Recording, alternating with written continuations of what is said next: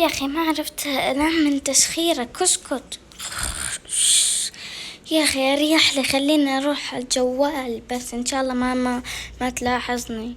لا لا، خليني أتفرج يوتيوب أحسن. يا بنت انتي وين؟ انتي ليش مش على سريرك؟ ماما طع ايش اللي ماما ولا ماما؟ طب والله لو اوريك يا محمد لو شخرت مرة ثانية. طع نوريك. ليش تضربيني؟ انا سويت